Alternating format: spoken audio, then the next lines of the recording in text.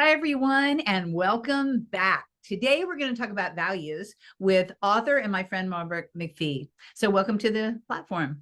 Good to see you. Good to see you. I'm glad to be here. Yeah, this is going to be a fun conversation because, we all think we know our values, we all think we follow our values, but do we really? Just the question. So, what I'd like to do first off, for those who don't know you, Robert, can you tell a little bit about a story about your background, why you're doing what you're doing, how you actually got here in working on values? Sure, I'll pick out just a moment so we don't spend the whole time on my story, but it kind of combines two interesting parts of my story. When I first graduated from college, the first business I was ever in, I started with a friend, and it was a parking company. And it turned out, long story short, it turned out to be this great entrepreneurial success. A couple of guys who came up with a good idea at a good time, and it worked out great. Like after 7 years, we had over 400 employees, and we were all over Southern California, parking cars and living the dream. But one of the things that happened is I ended up being the person who was responsible for training in our company, just because my partner didn't want to do it, and it was just the two of us, so that was me. And Yeah. as part of doing the training, I ended up connecting with Jack Canfield's organization. And most people are familiar. If they're not familiar with Jack, they're familiar with a little book series he started called Chicken Soup for the Soul, where they sold 600 million little books. And Jack's an amazing guy. And again, long story short, I participated in some of his training, got so much benefit from it. I ended up volunteering to support some of his work. And from volunteering, I ended up getting hired and working with Jack for about 7 or 8 years as the director of training for his company, which was just an incredible experience. And really laid the foundation for the work I do now as a coach and a consultant, which, like you said, is at this point really zeroed in on this topic of values clarification. Yeah.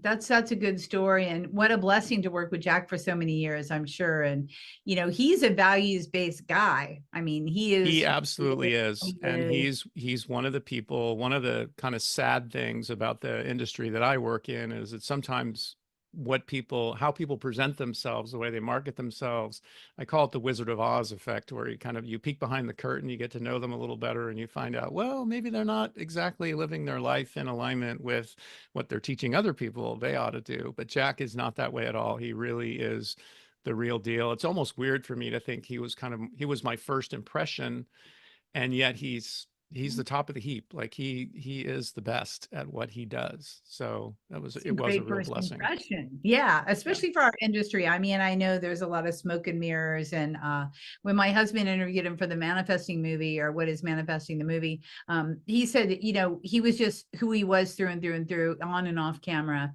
And they chatted for quite a long time and really had a great discussion. Yeah. Uh, And as much of a leader as he is in this world of teaching and training and helping people create the lives that they want to live, my experience with Jack, and I'll see him in a couple of weeks at an event for a group that we're both members of. I know for a fact he will be sitting in the front row, whoever is speaking, with a notepad and a pen, ready to take notes and continue to learn, rather than, presenting himself as the all wise and knowing being. So he right. really is the real deal. Yeah. Humility, Yep. being humble. Yep, um, for sure. as I think I was just having another podcast interview with another guest. We are talking about humility versus uh, being being humbled, right? So either you're humble, or you're humiliated if you think that you're putting on this air that you're not really putting on, which leads us into authenticity and what you're doing with your practice. So let's talk a little bit about that. So first off, that's a great story. I didn't know that you started all the parking services. That's pretty darn cool. Yeah, it was a good gig for a while. I love it. I love it. Then you went into leadership with Jack. And so what are you doing now, and how are you helping your clients? Well, it's interesting. When I stopped working for Jack, much of what I wanted to do was still kind of the same formula. And so I went out into the marketplace and was going to do similar work with workshops and trainings and mastermind groups and coaching and that type of thing. And one of the things I learned really quickly is that it's very difficult to succeed in the world of coaching and training and teaching and supporting people, and again, living the life they want to live, if you don't have a little project on your table called Chicken Soup for the Soul, it's pretty hard to get recognized out there. And it is really important to zero in and really focus on something specific rather than be a generalist. Someone like Jack or Tony Robbins or someone with that kind of notoriety can kind of be a generalist, but for the rest of us, it is important to really narrow down and have a niche. So I actually originally took my branding and put it around a concept called excellent decisions, which was about making decisions based on vision and values rather than all the external stress and pressure that we're faced with in today's world, with the media and the social media and the boss and the family and the friends, is all these people who want us to do things their way. And the idea was, if we could help people create a really clear vision and get clear about their values, then people are going to create more of the results and experiences they really want in their life, which really helped me a lot to create a business that was working.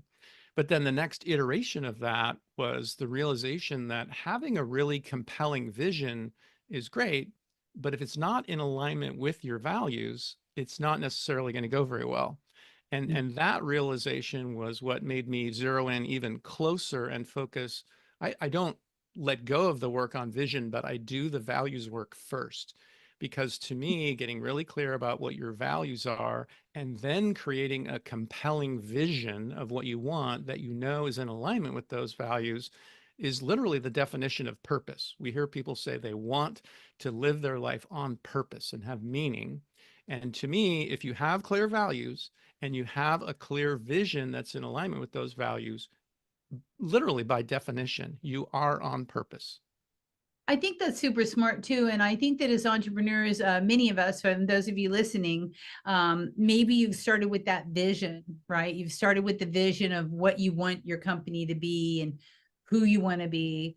But I'm with you on that it can spiral out and it can take you to places that you didn't even know you were going if you weren't really clear on the values that you were putting behind the vision. Yeah. And again, we live in a world where there's so many other pieces of information that make us feel like this is what I should do. This will make me happy. More money, a bigger house, a nicer car, that will make me happy. And when we do the values work with people, like the money and the things, like they have some importance, they have some value. But when we do deep values work with people, that rarely, first of all, the money part isn't even real. The money part is just a way of measuring what it is that brings value to each of our lives. And what brings value to you might be one thing, it might be different for me. So getting people to be really clear about what's really important to them, which ultimately is the definition of values, like what is important to us. But really, really clear and build a foundation with that, and then, be taking action and creating our lives from that foundation. I think that's super important because I think the majority of people start businesses for freedom, right? Mm-hmm. And create freedom to money. But really, it's not the money. We don't want the money. We want the freedom to do whatever we want to do, however we want to do it. And that, requires the money. But then we get focused on that fiscal area. And I think that's why a lot of people get burnt out, quite honestly.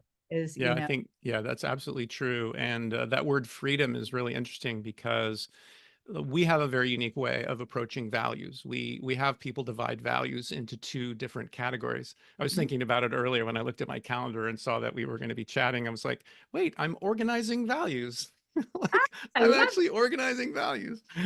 Let's hear it. We started this conversation with the idea that when people get really clear about values, then it becomes really important for them to get more organized, to work with someone like you and understand the power of really being organized so that they can more fully live their life in alignment with these newly discovered values.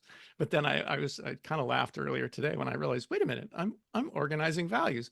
But we put them in these two categories. We separate them into what is important to us, like the areas of our life that we want to put our time and attention on, the areas of our life that are really important. We call those priorities. And then the other half is what we call ways of being, which is how we want to show up in the world, the qualities and characteristics we really want to exhibit and live into and embody as we go through life. So they're two different lists. And for most people, it creates a situation where they can assess their life at any given time and say, am I putting my time and attention on what's most important to me? Yes or no? And am I showing up in the world the way I really want to? But the word you used, freedom, is what we call a condition, because it's really not a priority by definition, and it's not a way of being, it's a condition. And just like you said, we can look at a priority like maybe the success of our business or the way we're running our business or the amount of money we're making that can create more freedom for us. So yeah, it's very interesting to have that distinction. We divide it in these two categories, and then these conditions come up, but the conditions are a really good clue about what those areas of our life are that are most important. Absolutely. That's really quite interesting. Yeah, the how and the what, right? Exactly. Yeah. I like that. You organized it. I know. I really did get a good laugh at that earlier today. That's I said, pretty good. wait That's a pretty minute. good. Okay, so you launched, and as you said earlier, it's hard to launch, especially as a coach. There's so much competitive advantage, advantage and disadvantages out there for coaches, so to speak. Tell me about one of your experiences when you just couldn't get traction, and what did you do to kind of hone in and get some traction with growing your business? I think, well, the kind of the situation that comes to mind that made it difficult to get traction is that in the coaching and consulting space, the barriers to entry are practically zero. I mean, someone can literally wake up tomorrow morning, say, you know what, I think I want to be a life coach, and go Yeah. on LinkedIn and set up a profile, and voila, you're a LinkedIn life coach, whatever. Yeah. And for someone like myself, I've been doing this work for 20, 25 years. I've had the opportunity to work with people like Jack Canfield and amazing other teachers as well. And I've spent a lot of time like really honing my craft, if you will. And yet it's hard to differentiate like for the general public. So I still like have trouble like really getting traction.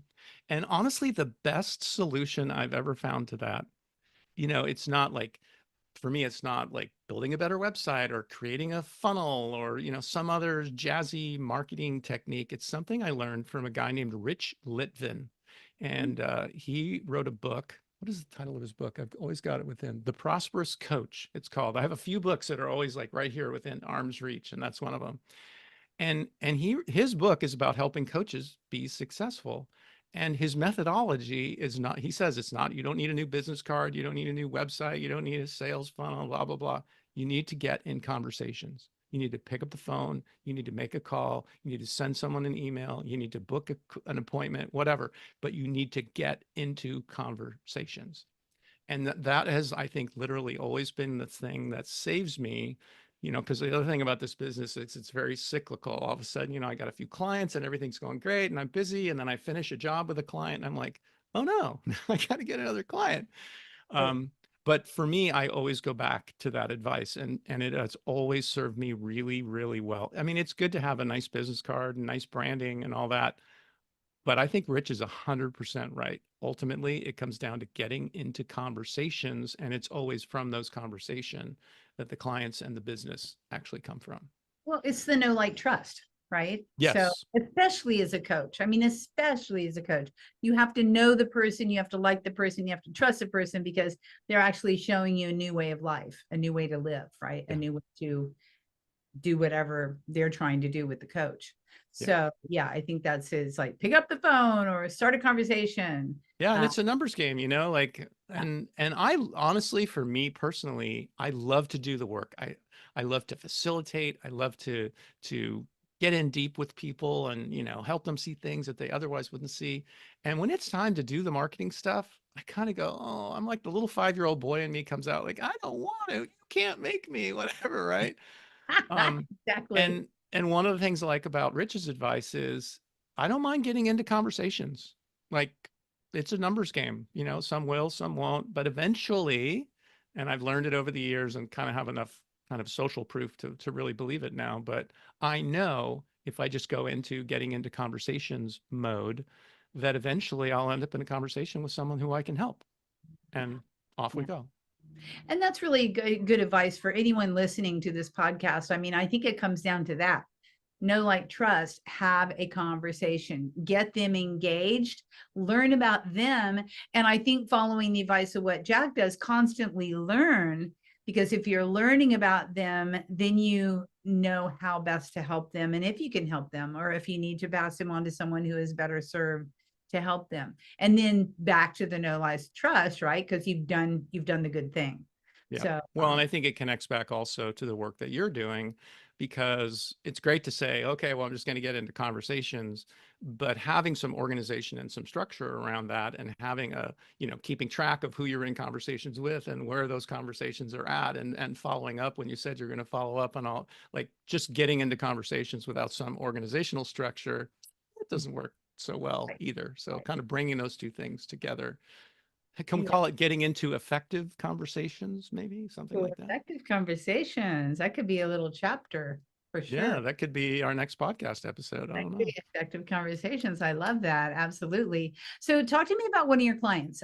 Give me a story of someone that you've helped and what happened with them, and what was the transformation as they became more authentic and started tapping into their real values. So one of my favorite recent stories is I had the opportunity to work with a construction company. Their core business is recycling concrete. And Oh, it was a referral. And again, it was out of this, getting into conversations, and someone I knew from a previous job introduced me to this person. He was a CEO of this construction company, and we hit it off, and I started working with his organization. It was fairly early in this work that I was doing with values. And I went in and did some work with his leadership team, which was just like 6 people. And I'm like, I'm going into this thing, and this always kind of happens, like, am I going to be able to do it with this group? Will it work here or whatever? And I was literally thinking with this construction company, these are total like hard hat guys. Like, they're like out in the yard, they're like getting dirty and doing the work. This they're is not a tracking bunch of concrete. C-suite, executive, whatever. I was like, if it works here, it'll work anywhere. And I went in and I started to do this work with them. And there were 2 really great things that happened. The first one was when we were looking at that first category of values I talked about, priorities. And when we work with organizations to get at their priorities, I asked them, like, what do you do? Like, what do you do here? And they were like, well, we recycle concrete. It's like, okay, you put it up on the board. Like, what else do you do? And they looked at me like I was crazy. Like, we recycle concrete. What do you mean? What else do we do? That's what we do. I said, no, you do all sorts of things. What else do you do? And they kind of looked at each other, and somebody raised their hand and said, well, we create opportunities for our employees, our team members. Like, we're really committed to like growing careers. Oh, perfect. And somebody else raises their hand and like, oh, well, we do like research and development. Like, we're really like want to be like the leading people in our industry and on the cutting edge. Okay, perfect. We'll put that on the board. And we serve. And in the back of my mind, I'm going, oh my God, it's working. Like, they're totally seeing. But they went from like this one view of their business, like, this is what we do and this is all we do. And in the course of it, it was like a little half-day workshop that we did with them. But in the course of the half day, looking at both of these categories of values, it totally expanded their perception of what they do and what were the most important things that they do. And then the second thing that was super cool that came out of the ways of being, and I don't remember most of what was on their list. I honestly don't remember. This is over a year ago. And but one thing I do remember going through, and they're saying, we're trustworthy, or we're, whatever. And somebody raises their hand and they go, we're dust free. And I was Oh, like, oh my God, I will probably never work with another company that says dust free. But for yeah. this particular company, like, it tapped into something that was really important to them, because they're a mess. Like, they make a big mess. They're not necessarily someone you want to have for your next door neighbor, but they were also really committed to mitigating the dust that they create. They had all this technology and all these systems in place to keep the mess to a minimum, because being a good neighbor was important to them. So I think that's probably the only time I'll ever have dust free come up. But it was really like, I really got what was behind it. It was super Yeah, cool. I think with them, they probably had that aha moment. It's like, we're committed to being a good neighbor. One Yeah. of our values is, yeah. And, Yeah, and it was like my son when he was like 9 years old or something, and then the little boys, they get like, everything's all about them. It's all about me. And I would say, like, come on, like, open up your perspective. Like, there's other people out there in the world. And it was like that. They were seeing things that were right in front of them, And they were Mhm. actually kind of already doing it, but they weren't fully like owning it and recognizing it. But the conversation allowed them to capture it and share it and come up with a shared commitment to continuing to do that and look for ways to do it even better. Yeah, this is really good advice. And, if you're listening out there, I think take some of these tips and figure out, step one would be what, Robert? Figure out what are your true values based on your, Yeah, I mean, so this values work for me all comes from a place like I think most people understand the importance of values. The idea that if I was living my life more in alignment with what's really important to me, that would be a good thing.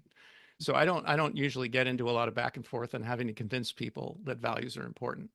It's right, the second part of the conversation where it gets a little tricky because most people cannot articulate what their highest values are. They haven't been taught, or if they did do values work, it was confusing, it was hard to remember, it was difficult to implement, it ends up in a drawer or a file somewhere, and it never really fully gets applied or remembered. And, right. and so people actually kind of feel guilty about that, which is kind of the low point in the conversation for me. But then I get to kind of ride in on my white horse and say, well, wait a minute, there's two categories of values. Nobody ever told you that. And if you do the work, and we have a book you can read, we have a course you can take, we have leadership programs we do, but whatever form, if you do the work to clarify your values in these two categories, I guarantee you they'll be much easier to remember because we're not taking humility and putting it in the same basket with family because they're two different things. You can be humble with your family and that makes total sense, but they're really two different things. I tell people I've been doing this work for 25 years. I've only got 3 pieces of original content, and this is one of them. I divided my own values into 2 categories because it was confusing. Like I couldn't get something that I could really hold on to and get benefit from until I separated it into these 2 categories. And literally ever since then, I can lead my life and I've changed my values over time. They do change. Yeah. But at any given time, I can look at my list and say, am I putting my time and attention on what's most important to me? And how am I doing with showing up in the world the way I've declared I really want to be, like the person I want to be? And they're both yes or no questions. I'm either doing it or I'm not. And if I'm not, I can find the ways I'm not and start making improvements and incremental changes. And in the long run, live my life in alignment with what's most important to me. And I love getting rid of the gray area anyhow, a yes or a no. But it's like, well, I don't know. And then, you're gray, Yeah. And it's no kind of, idea what to do. yeah, it's kind of undeniable. I mean, if my relationships with my children are on the top of my list and I'm not spending any time with my kids, it's Yeah. there, like you said, there is no gray area there. I'm either doing it or I'm not. And Yeah. I'm really blessed. I have amazing relationships with my children. Check with them and make sure that they agree. But um, one of the good things about being an entrepreneur is I have control of my schedule.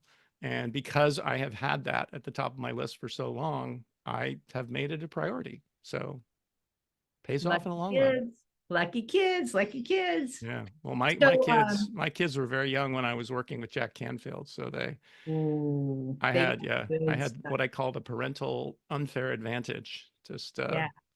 bringing a level of awareness to parenting that most people just don't have. I actually do as much kind of pro bono work with parents and schools and things like that to share that with as many young people as I can because I've seen the benefit of it in my own life. Yeah, I get it. That's awesome. Okay, so let's talk organizing. So, do you have an organizing hack that you like to use? I know you have a few, and I know it's going to be hard for you to figure out, which one's which, but let's Well, I talk I want to about. do two. I want to do two, but I'll be quick. Okay. So I have 2 things that I use. The first one is I'm kind of old school. Like, I've got my calendar in the computer and everything like that. But to this day, I actually print out, it's right here on my desk next to me, but I print out my calendar page for the day. And so I've got my appointments right in front of me. And if I get ideas or if I remember I have to do something, that's to me, the easiest way to capture it is pen and paper, just capture it right there. So every Mm, single day, I'm keeping track of what I'm getting done, noticing if I'm carrying things over day after day after day and asking myself, okay, dude, are you really going to do that or not? yeah. But I find that really helpful, like to have a connection between what's on the computer screen and just the tangible, Pretty cool. touchable, yeah, piece Yeah, of yeah, yeah. paper. And then the other thing for me, 3x5 cards. Like that's my Ah, greatest organizational hack. If you check my nightstand, there's 3x5 cards in there. My medicine cabinet, there's 3x5 cards. Like, I just reached out and grabbed one right here on my and, desk. and, In my car, there's always 3x5 cards because and what's on them? What? ideas. When I Ah, get ideas, or I remember I told Kathi I was going to do something or whatever, like I don't want to lose it. Like, so I think it was Stephen Covey that I think he said the reason it was the 7 habits of highly effective people was because the human brain can remember somewhere between 5 and 9 things. yeah, Like, send me to the grocery store, and tell me to get 10 things. I'm going to get 5 to 7, right? That's all right. I'm going to remember. Exactly. So I don't like to trust this. Like, I'd much rather trust this. And just writing it down. Plus it helps me relax. Like, there's something for me that's really stressful about trying to remember. Like, oh, I need to remember that. I have to remember that. Like, I get all like, what if I forget? And we've all had that experience, right? Like, oh, Absolutely. I need to remember to do that. And then we get home and we remember that there was something that we need to remember, but we don't remember what it was. Right? Been So there, done that. this is my solution. And actually, I have a dear friend, her name is Sam Bennett, and she and I were going to co-author a book called The 3x5 Card Solution. Oh, you should. Because, You should. It could be yeah, fun. we were actually, Absolutely. the premise was that your whole day should fit on a 3x5 card. Like, everything you're going to try and do today should fit on a 3x5 card. And chances are, if it doesn't, you're trying to do too much. Oh, I like that. Yeah, 5 to 7 things for sure. I'm with you Yeah, on at least the most or, important things. If you, yeah, as far as what you want to fit in your day, right? yeah, yeah, And for sure. I'm with you on the tactile thing. I have my little checklist, my Look at boxes. So that, I old check school, my right? boxes Yeah, because I love checking the boxes, right? It makes me feel like, and they're sticky, so then I throw it away, right? But it goes right into my timer, into my planner. yeah. So I think it's Kathi and I are going to have to join like a 12-step program for overorganized people and confess to the fact that sometimes we write things on our list and cross them off at the same time, right? well, exactly, exactly. I'm sorry, we have Yeah, it feels so good to cross feels it so off. good, and it's part of being an author, being a writer. The tactile, we are tactile visual learners, Oh not, yeah. I've already admitted to myself, I'm not an audio learner. I can't learn listening to an audiobook. I just cannot. It just, Yep. but we all have the different ways that we will learn and retain. Yep. And so you have these 3x5 cards all over, scattered in different places, and then you You can mentioned writing a book, man. them. These 3x5 cards, when I'm writing, they really got to be everywhere because, I got an idea and I got to figure out where to put it. And I've got a notebook that's an outline of the book. And I just got an idea for something to include in chapter 3. And it's a lifesaver though, because I can't remember all that stuff. And when I'm in creative mode like that, the ideas come fast and furious. So Absolutely. So do you put them on the wall and in your different orders, like storyboarding your book? I'm a big notebook fan. Okay. Um, if it starts going all over the walls, it feels overwhelming to me. Yeah. Um, And I generally, if something's on the wall, it's like really important. Like, it's something I need to look at every day and remind myself, kind of thing. There's something on the wall over here. Oh yeah. So I'm working on catching up on some revenue that I need to collect, like jobs that I've done, but I haven't collected on. And there's a Post-it note sitting right over here on the wall. Like, Like there's a the list money. that I need to do all those. That's Yeah. that's important. I gotta get that done. But Collect. I don't want something like that to get lost amongst a wall of Post-it notes. So Right. Well, yeah. And a wall of Post-it notes is never a good thing anyhow. But I was thinking about storyboarding, like whenever we do films, having the different segments of the film and that kind of thing in it. yeah, But I use a notebook for that kind of structure generally, but I have in the past for other projects, I've taken like a flip chart and done that with Post-it notes on the flip chart. yeah. And then it's on one page and not all over one wall. Exactly. Because it's a Yeah. flip chart and you can flip it over when you're done. I love Yeah. that. Yeah. Okay, so I know that you have a valuable free resource that you're going to offer the people here that are listening. And what might it be, Robert? So here's what I'd like to share with your audience. And it's something that's really built into our leadership program. But even if you technically, maybe your title or whatever doesn't qualify you as being a leader or whatever, here's what I'd offer just as a premise. If you are living your life in alignment with your values, whatever your job title is, you're a leader because you're not following someone else's values. You're following your own values. So you are a leader. And you can, look over your shoulder every once in a while and see if anyone's following. That's great. But regardless, you're a leader. So the invitation, and if you go to valuesadvantage.com, what you'll find is a link to an assessment. And it's not really an assessment. It's like an exercise that you can do. And it'll give you a chance to assess for the first time your values in these two categories that I talked about. So you'll get a chance to take a look at your own priorities using a little process that we created. Very simple, just takes you about 20 minutes to do. And you'll be able to do both categories. So after about 20 minutes or so, you'll have a first stab at what are your highest priorities and what are your most important ways of being. And the other thing that's there, and I really encourage you to take advantage of this, again, whether you're, the CEO or the secretary, it just doesn't matter. But because you're listening to this podcast, you're invited to set up a time to have a conversation with me about that list that you created, because chances are some feedback from someone who's been doing this work for 20 plus years would be helpful to help you identify, are those really priorities? Did a way of being kind of slip in? Was there one of those conditions that Kathi and I talked about that we can really hone in on? And so, we'll get on a call for 30 minutes, 45 minutes, and really look at your list and dive deep and get it again to that point where you can remember it. And the biggest thing for me is apply it. Like, it's great to come up with this wonderful list, but if it goes up on the wall and gathers dust, that's not helping anybody. I want it to really apply so that you're living your life, running your organization in alignment with what's most important to you. And as you said earlier, remember. Yeah, it's remember because what it it is. you figured out, so Yeah, the birth of this whole process came from my own confusion. Like, I was confused. And it wasn't until I separated and created these two lists that it became clear to me and implementable. So yeah, sharing that with other people is my main passion right now. I love that. That's quite a generous offer, a half hour of your time. Thank you. Thank you. You're Everybody welcome. out there listening, make sure to download it, take the test, and talk to Robert. He can help you clarify, what you should be doing, what you could be doing, what you might be doing, what's going to follow your passion and your drive and your values. So yeah, I appreciate that. Okay, so is there anything before we wrap that you wanted to talk about that we haven't discussed here? Any burning thing on your mind? The news of the day. I don't know.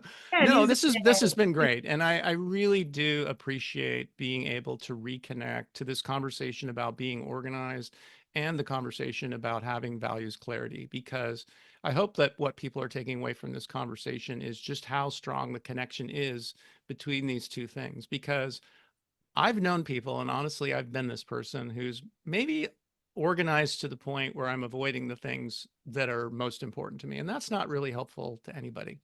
And if I'm really clear about my values, but I just don't know how to get myself organized in order to really live those values, and that's not going to work either. So I'm thrilled to have this opportunity to connect with you and bring those two conversations together. So hopefully people can have the values clarity and the organizational skills and strategies to really put them into action. I just love connecting with you. Yeah, I love this conversation. We're such good power partners for each other. For sure. You stop where I start where you stop, and it just works out perfectly. So for those of you listening, I know you're going to resonate with this message because I resonated with it, and we're all here trying to do the same thing, right? We're trying to just get our act together, have freedom. It's back to one of my tenets, right?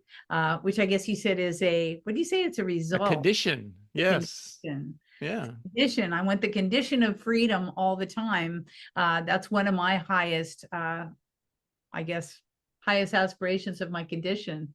What condition my condition's in? Interesting. You got to schedule one of those free calls with me, Kathi. We'll dive into that deep. I think I'm going to have to do that because I need more clarity on that for sure. That was always my highest. And that, honestly, that's very common because most people, again, they know values are important, but they don't have that structure to use. And the first time we do anything, we know how that goes, right? First time we learned to walk, the first time we tried to drive a car, we know it's awkward, it's uncomfortable. And the purpose of those conversations I'm scheduling with people is to accelerate the process to get them to have something in place that really works for them. So you're going to be first on the list. I'm going to take your assessment and I'm going to call you and say, okay, Robert, All let's right. talk this out. And then right behind you are going to be all these proponents, all these followers of Kathi. I'm going to be so busy. I'm going to have to hire someone to do the calls. Oh no. Exactly.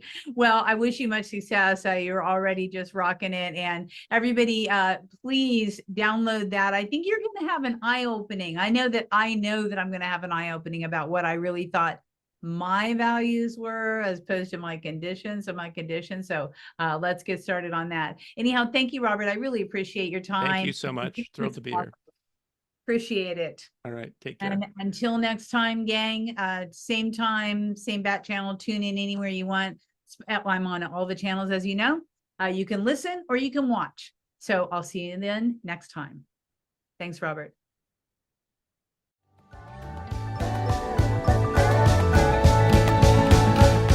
Hey, thanks for listening to this podcast. I hope you enjoyed this episode, and if you want to hear more, feel free to subscribe on the platform of your choice. Also, if you feel so inclined, I would truly appreciate a good rating from you to me. Have a stellar day.